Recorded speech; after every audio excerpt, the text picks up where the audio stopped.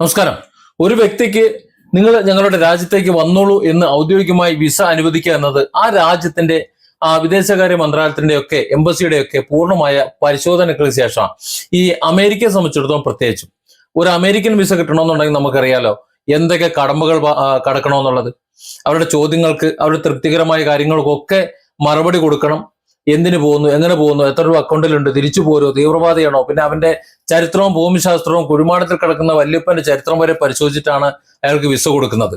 Okay, ഒരു രാജ്യത്തേക്ക് കൊടുക്കുമ്പോൾ അവർ അനുമതി കൊടുക്കുന്ന സമയത്ത് അവർ നമുക്കൊരു ബാധ്യതയാകില്ല എന്ന് പരിശോധിക്കേണ്ടത് ആ രാജ്യത്തിന്റെ ഉത്തരവാദിത്വം തന്നെയാണ്. പക്ഷേ പൂർണ്ണമായ പരിശോധനകൾക്ക് ശേഷം എല്ലാ നിയമപരമായ അനുമതികളോടെയും വിമാനമിറങ്ങുന്ന ഒരു ആഗോള കായിക പ്രതിനിധിയെ, ഇതേപോലെ അമേരിക്ക വിസ കൊടുത്ത പ്രതിനിധിയാ, നിങ്ങൾ വന്നോളൂ എന്ന് പറഞ്ഞ പ്രതിനിധിയാണ്, അത്തരത്തിലുള്ള ഒരു ആഗോള കായിക പ്രതിനിധിയെ വിമാനത്താവളത്തിലെ എമിഗ്രേഷൻ കൗണ്ടറിൽ വെച്ചിട്ട് പെട്ടെന്നൊരു സുരക്ഷാ ഭീഷണി ഉണ്ടാകുന്നു, അല്ലെങ്കിൽ ഒരു സുരക്ഷാ ഭീഷണിയുണ്ട് എന്ന ലേബലൊട്ടിച്ച് മടക്കി അയക്കുന്നത് തികഞ്ഞ രാഷ്ട്രീയ നാടകമാണ്. അതിനെ വേറൊന്നും പറയാൻ പറ്റൂല. ആ രാഷ്ട്രീയ നാടകത്തെ അപലപിക്കാതെ പറ്റില്ല. അന്താരാഷ്ട്ര തലത്തിൽ അംഗീകരിക്കപ്പെട്ട നയതന്ത്ര പ്രോട്ടോകോളുകളുണ്ട്. ആ നയതന്ത്ര പ്രോട്ടോകോളുകളും മാനുഷിക മൂല്യങ്ങളെ ഒക്കെ പൂർണ്ണമായി കാറ്റിൽ പറത്തി അതൊക്കെ ലംഘിച്ച് എന്ന് പറഞ്ഞാൽ ഒരു അപമാനിക്കുന്ന വിധത്തിലാണ് ഓമർ ആർദൻ വിഷയത്തിൽ അമേരിക്ക സ്വീകരിച്ചിട്ടുള്ള നിലപാട്. സോമാലിയ പോലൊരു ആഫ്രിക്കൻ രാജ്യത്ത് നിന്ന് വളരെ കടുത്ത പ്രതിസന്ധികളോട് പോരാടി അന്താരാഷ്ട്ര ഫുട്ബോൾ വേദിയിലേക്ക് ഉയർന്നു വന്ന ഒരു കറുത്ത വർഗ്ഗക്കാരനായ ഒരു മുസ്ലിം റഫറിയെ വിമാനത്താവളത്തിൽ വെച്ച് തടഞ്ഞത് കൃത്യമായ റേസിഷ്യൽ പ്രൊഫൈലിംഗിന്റെ ഭാഗമാണ്, അല്ലാതെ മറ്റൊന്നുമല്ല. ഒരാളുടെ പേര്, അയാളുടെ മതം, അയാളുടെ ജന്മദേശം എന്നിവ മാത്രം നോക്കിയിട്ട്, ഈ കാര്യങ്ങൾ മാത്രം നോക്കിയിട്ട് മുൻവിധിയോടെ അയാളെ കുറ്റവാളിയായി ചിത്രീകരിക്കുന്ന ഈ പാശ്ചാത്യ മനോഭാവം ആഗോള കായിക സമൂഹത്തിന് തന്നെ ഒരു വലിയ അപമാനമാണ് എന്ന് പറയാതിരിക്കാൻ വയ്യ. മുമ്പ് ഡൊണാൾഡ് ട്രംപ് ഇതിനു മുമ്പ് അധികാരത്തിലെത്തിയപ്പോൾ നടപ്പിലാക്കിയ ഏറ്റവും വിവാദപരമായിട്ടുള്ള ഒരു നിയമമാണ് എക്സിക്യൂട്ടീവ് ഓർഡർ 13769. ഈ 13769ന്റെ അതിനെ അറിയപ്പെട്ടിരുന്നത് ആഗോള തലത്തിലെ മുസ്ലിം ബാൻ എന്നാണ്. അമേരിക്കയിലേക്ക് വരുന്ന മുസ്ലിങ്ങളെ ബാൻ ചെയ്യുക, അങ്ങനെയാണ് അത് അറിയപ്പെട്ടിരുന്നത്.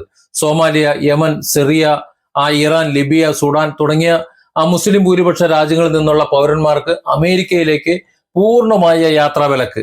ഇന്ത്യയുടെ പ്രധാനമന്ത്രി നരേന്ദ്രമോദിക്ക്, ഇപ്പോഴത്തെ പ്രധാനമന്ത്രി നരേന്ദ്രമോദിക്കും ഇതുപോലെ അമേരിക്കയിലേക്കുള്ള യാത്രാ വിലക്കുണ്ടായിരുന്നു. അത് പക്ഷേ മതത്തിന്റെ പേരിലല്ല, അത് ഇന്ത്യ എന്ന രാജ്യത്തിന്റെ പേരിലായിരുന്നു. നമ്മൾ പറയുന്നത് മോദി വിരോധം കൊണ്ടും മറ്റും പലതും ആണെന്നുണ്ടെങ്കിലും യാഥാർത്ഥ്യം അതല്ല. ഞാൻ മറ്റൊരു വീഡിയോയിൽ അത് വളരെ വിശദമായി സംസാരിക്കുന്നതുകൊണ്ട് ഇതിലിത് വിശദീകരിക്കുന്നില്ല. പക്ഷേ അമേരിക്കയിലേക്ക് ആര് വരണം ആര് വരണ്ട എന്ന് തീരുമാനിക്കാൻ അവർക്ക് അവകാശമുണ്ട്, ഇല്ല എന്ന് പറയുന്നില്ല. പക്ഷെ തങ്ങളുടെ രാജ്യത്തേക്ക് വന്നോളൂ എന്ന് എല്ലാ പരിശോധനകളും കഴിഞ്ഞ് വിസ കൊടുത്തിട്ട് ആ എയർപോർട്ടിലേക്ക് വന്ന് ഇറങ്ങുമ്പോൾ അവിടെ ഇമിഗ്രേഷൻ പരിശോധന എന്ന് പറഞ്ഞിട്ട് നിങ്ങൾ പൊയ്ക്കോ എന്ന് പറഞ്ഞു കഴിഞ്ഞാൽ അത് ചെറ്റത്തരമാണെന്നേ പറയാനുള്ളൂ. ഏതായാലും മുസ്ലിം ബാൻ എന്ന ആ നിയമം മുസ്ലിം ഭൂരിപക്ഷ രാജ്യങ്ങളിൽ നിന്ന് ഉള്ള പൗരന്മാർക്ക് അമേരിക്കയിലേക്ക് പൂർണ്ണമായ യാത്രാ വിലക്ക് ഏർപ്പെടുത്താൻ വേണ്ടിയായിരുന്നു എന്നുള്ളത് സത്യമാണ്. ഇനി ഭരണമാറ്റവും അതുപോലെ നിയമങ്ങളിലെ സാങ്കേതിക തിരുത്തലുകളൊക്കെ ഉണ്ടായാൽ പോലും അമേരിക്കൻ ഇമിഗ്രേഷൻ സിസ്റ്റത്തിന്റെ DNA ഈ മുസ്ലിം വിരുദ്ധത ആ ഒരു മുൻവിധിയോടെ ഇപ്പോഴും ശക്തമായി നിലനിൽക്കുന്നുണ്ട്. നേരത്തെയും അതുണ്ടായിരുന്നു, ഇപ്പോൾ അത് നിലനിൽക്കുന്നു എന്നതിന്റെ ഏറ്റവും വലിയ തെളിവാണ് ഓമർ ആർദറിന്റെ അനുഭവം.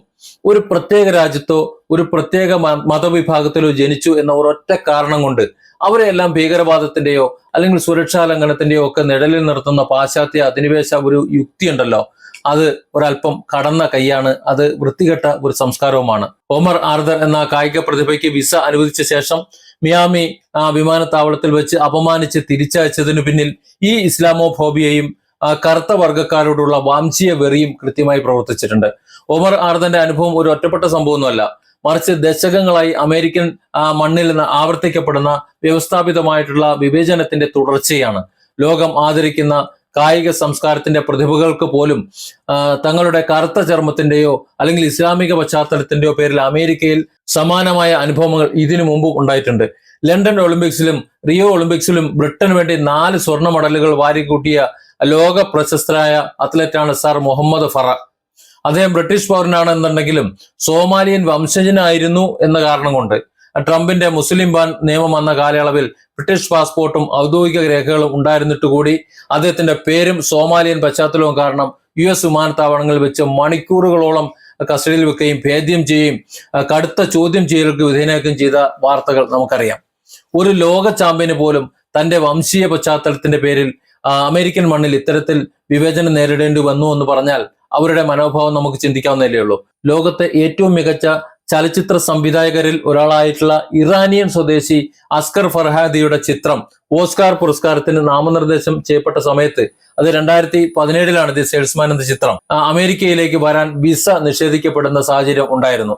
അമേരിക്കയുടെ ഈ കടുത്ത യാത്രാ വിലക്കുകളിൽ പ്രതിഷേധിച്ച് പിന്നീട് അദ്ദേഹം തന്നെ ഓസ്കാർ ചടങ്ങ് ബഹിഷ്കരിക്കാൻ തീരുമാനിക്കുകയായിരുന്നു.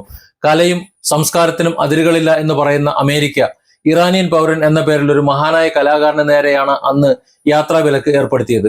ആഗോളതലത്തിൽ കോടിക്കണക്കിന് ആരാധകരുള്ള ഇന്ത്യൻ സിനിമാ താരമായ ഷാരൂഖ് ഖാൻ അദ്ദേഹത്തെ ന്യൂയോർക്കിലെയും ലോസ് ആഞ്ചലസിലെയും വിമാനത്താവളങ്ങളിൽ വെച്ച് ഒന്നിലധികം തവണ, അതായത് 2009, 2012, 2016 വർഷങ്ങളിലൊക്കെ അമേരിക്കൻ ഇമിഗ്രേഷൻ വിഭാഗം മണിക്കൂറുകളോളം തടഞ്ഞു വെച്ച് ചോദ്യം ചെയ്ത വാർത്ത വളരെ ശ്രദ്ധേയമായ വാർത്തയാണ് ലോകത്ത് വന്നിട്ടുണ്ട്.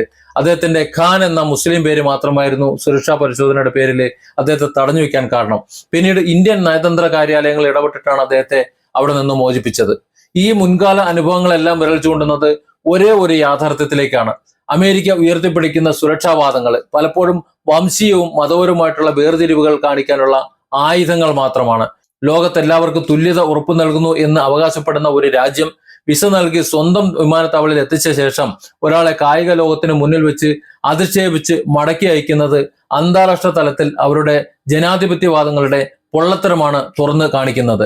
ഒരു കാര്യം കൂടി പറയുമ്പോൾ അമേരിക്കയുടെ ഈ കാട്ടുകള്ളത്തരം, പൊള്ളത്തരം നിങ്ങൾക്ക് 100% മനസ്സിലാവും. നമുക്കറിയാമല്ലോ, ഇന്ത്യ എക്കാലവും ആദരിക്കുന്ന ഇന്ത്യയുടെ ഏറ്റവും പ്രിയപ്പെട്ട രാഷ്ട്രപതിയായിരുന്ന ഡോക്ടർ APJ അബ്ദുൽ കലാം, അദ്ദേഹത്തെ അമേരിക്കയിൽ വെച്ച് അദ്ദേഹത്തിന്റെ ഷൂസ് അഴിച്ച് അദ്ദേഹത്തെ അപമാനിച്ച് എന്ന് പറഞ്ഞാൽ ഇന്ത്യയുടെ രാഷ്ട്രപതിയാണ് എന്നൊരു പരിഗണന പോലും കൊടുക്കാതെ, ഒരു സാധാരണ പൗരനെ കൊടുക്കുന്ന പോലും ഒരു പരിഗണന കൊടുക്കാതെ അപമാനിച്ച് ആക്ഷേപിച്ച് പറഞ്ഞുവിട്ട വാർത്ത നമുക്കറിയാലോ. ഇതൊക്കെ ഇന്ത്യ എങ്ങനെയാണ് അമേരിക്കയുടെ കീഴിൽ നിൽക്കേണ്ടത്, അല്ലെങ്കിൽ അമേരിക്ക എങ്ങനെയാണ് ഇന്ത്യയെ കാണുന്നത് എന്നതിന്റെ തെളിവാണ്.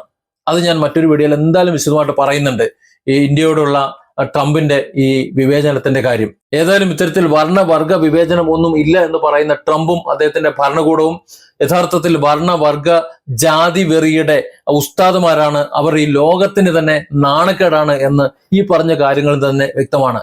ഒരു സാധു മനുഷ്യൻ, അദ്ദേഹത്തിന്റെ സ്വപ്നമാണ് അദ്ദേഹത്തിന്റെ ലോകകപ്പിൽ അദ്ദേഹത്തിന്റെ റഫറി ആയിട്ട് ഒന്ന് വരിക എന്നുള്ളത്. പക്ഷെ അതിന് അദ്ദേഹത്തിന് സാധിച്ചില്ല.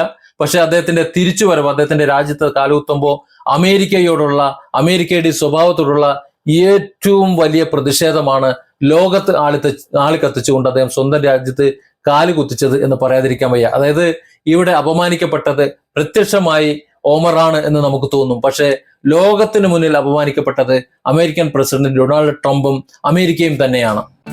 Different angles. Don't forget to subscribe and support this channel.